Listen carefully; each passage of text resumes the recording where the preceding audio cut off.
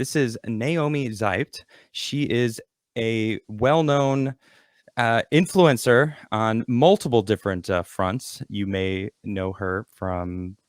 Everyone calls you the Anti-Greta, although I know you don't like that. And the quote is amazing. I know I told you this earlier. I just have to say it for everyone. So the reason, do you mind if I just tell everyone why Yeah, sure, go ahead. you don't like it?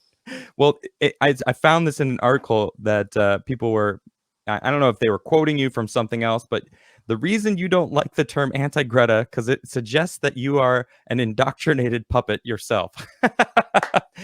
I mean, And I it's love that. true. I don't like that she's being upheld as this climate symbol, and she's basically Christ, and I'm the anti-Greta, the anti-Christ. Right, right, And yeah, she's the prophet, but she's basically just a symbol. She's a child, right. and well, she's no longer a child now, technically, but she was a Yeah. child when she started. And Well, it's always already come out that she's a puppet yeah, because she accidentally exactly. posted that article Yeah. teaching her what to say, and it's like, Hmm. what? It's pretty ridiculous. Yeah, and I don't want to be in that same category. I don't want to be the right-wing anti-Greta, Yeah, and basically just a poster girl for right-wing people, which is right. what the media likes to call me. And this is actually, I think this is why I became popular internationally, because what really kickstarted my career, if you will, was this Washington Post article when I was on the front page of the Washington Post. Of course, And Washington Post. yeah, Please and continue. that was a positive article, and Oh, that's why it's so interesting, because they reached out to me and they interviewed me, and everyone told me don't do this. Everyone I was Washington like, Post. yeah, exactly, everyone I Yeah, was working with and my family, everyone told me don't do this. This is dangerous. They hate you. yeah. They will drag you through the mud. And but I'm the kind of person, I'm always open to every kind of debate, any kind of discussion. And back then, maybe I was a little naive, Everyone but I is would do at it one again. point. I would totally do it again. And so I agreed to do the interview in secret, basically. Okay. Nobody knew about this. And I was in Germany and they were whoever in the US. And so we did it over WhatsApp and they called me and it was a phone interview. And I think initially they only wanted to write a few lines about me and yeah, just to present, just to maybe pretend to show the other side, to suggest that we have, yeah, alternative views out there, Yeah. you know. Right, right.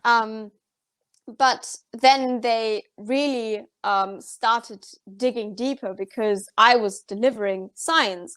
I was not just Truth. basically, yeah, exactly. And well, what Greta always says is listen to the experts. And I could do the same thing and say, listen to the climate skeptics. But that's not what I do. I really dig through the facts and I present them to them.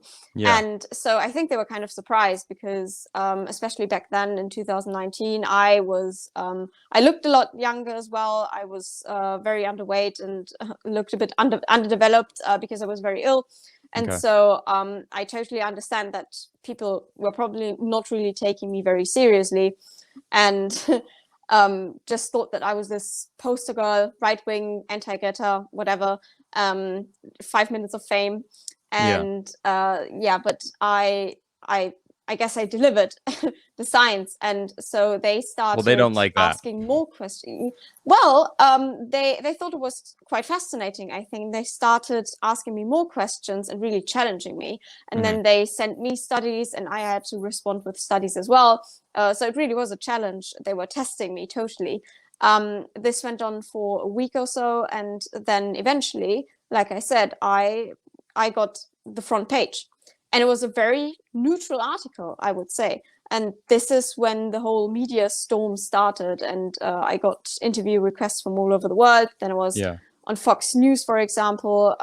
Yeah, so that was really how it all started. And I think that is what makes me different from Greta. Yeah. Yeah, and also because I also don't really like the sentence "listen to the experts," because how are you supposed to know who the expert is and who gets Exactly. to decide who is the expert? Yeah. Right, right. You're just So supposed to I think, trust that. yeah, And I think it's fine to find the scientists, for example, even climate scientists who are like pro climate change activism, and look at what they have to say, but then make sure that you really understand what they're saying. And then you can draw your own conclusions. I think that's really important. And if you don't understand, then ask questions. Yep. I think that's lost right now, especially in our leaders. I just Yeah. read an article yesterday about how in India and in China and in France, I believe, the leaders are doing their own research and learning about Yeah. stuff instead of just being like, well, I'm going to hire this expert to trust, when who knows who paid that expert. I mean, people, Yeah. and I there was a speech from one of our ex-presidents, Eisenhower, and he basically warned government sanctioned science is not actual science, and you must be wary of that. And that's what Yeah. these experts are. Like, who really knows until you understand what they're talking about, until you understand the material? How do you know if you can trust it, right? So it's rather commendable of you to do your own research. And I mean, from what I see from Greta, you're right. It's like, how dare you? Shame, shame, and trust the experts. The experts know the best. And it's like, all right. And then what I see of you is like, here's some science that proves my point. Here's some more science that proves my point. And I understand all of this. Do you? It's rather based. It is rather refreshing to see that, Yes, and especially from someone especially, yeah. at such a young age. Sorry, continue, Thank please. you. And especially with such a complex topic like climate change, True. it is just not as easy as saying CO2 causes this. Right. There are so many factors that play into climate. And why do you just focus on this one greenhouse gas? There are multiple greenhouse gases in the air, and man-made CO2 only makes up a fraction of those. 60% of greenhouse gases is actually just water vapor, and then the rest is mostly CO2, but only a fraction of that is man-made. Okay. And you might say, okay, maybe that has an impact, because greenhouse gases, do have an impact on climate. Obviously, they keep us warm. That is a good thing generally. And maybe this even a little bit of poison can kill you if it's really strong. So maybe this really has an impact. But the problem is that the IPCC claims that the greenhouse gas effect that we would experience in a lab experiment with CO2. So you can imagine, if you double the CO2 concentration in a lab experiment, you will get a temperature increase of about 1.5 degrees. Okay. But the difference is, of course, in the atmosphere, there are other factors that play into this as well. And here's where the IPCC's computer models come into play. I call them silly little computer games, because they get to decide which factors amplify this greenhouse gas effect. And then they say, so for example, we've got clouds and I don't know, all kinds of factors that play into this and that make this greenhouse gas effect even stronger. And this is referred to as climate sensitivity. And so the higher the climate sensitivity, the stronger the impact of the greenhouse gas effect. And so technically, as it would be in the lab experiment with those 1.5 degrees per doubling of CO2 concentration, that wouldn't be an issue. And even the IPCC, they even say that would not be the issue. The issue is that because of those extra factors that they decide which factors they use in their computer games. Of course. Those are what make the greenhouse gas effect detrimental.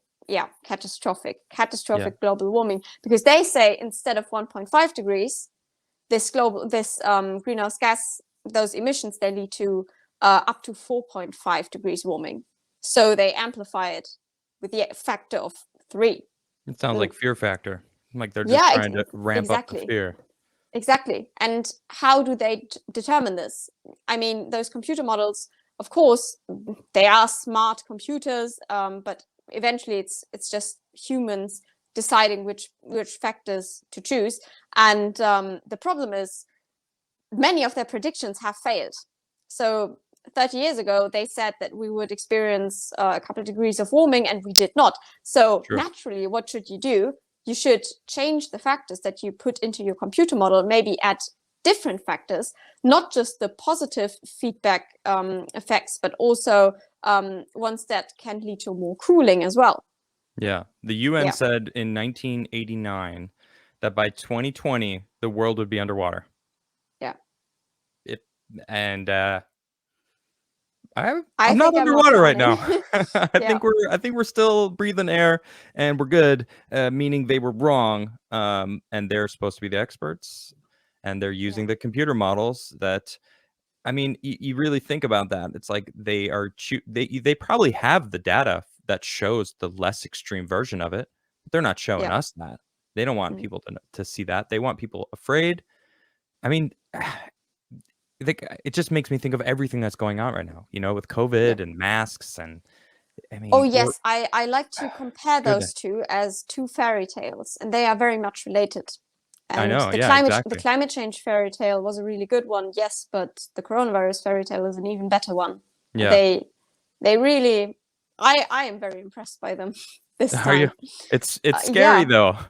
But it you're is right. scary They did because a good this job. time, honestly, this time it goes way deeper, I think, than the climate change problem. Because with the climate change problem, when people call me a climate change denier, Mhm. it doesn't really affect me because it's pretty stupid. Of course, I don't deny climate change because Yeah. the climate has always been changing, but it's pretty stupid of them to assume that there is apparently no natural climate change, but everything has to be man-made. Right. Why is the climate stagnant all of a sudden? And only because we do our activities, only that's the only reason why the climate is changing. So that is pretty easy to debunk, I think, in my estimation, and you can have easy discussions about this topic. But with the coronavirus, I feel like there is even more fear because we look at people as the virus. We can't even have really social interactions anymore. Yeah. We look at other people as if you take off your mask, you are a threat to me as a human being, my life. And that, I think, that's horrible to think about. Yeah. It's Like the ultimate fear. when You you know, step into a supermarket and you don't wear a mask, everyone will judge you, and yeah, everyone will think you're basically into the to devil. shoot up the place. Yeah, Yeah. yeah, Yeah, exactly. and that is really sad. Yeah, With agreed. climate change, obviously, you could also draw a comparison and say that CO2, we breathe out CO2, so it's very similar in a way. But nobody looks at someone else and says, "Stop breathing because of Stop CO2 breathing. emissions." Yeah, It's your fault. fortunately, we're not there yet. But they Yet. did it with the virus. Now Yeah. you breathe out the virus.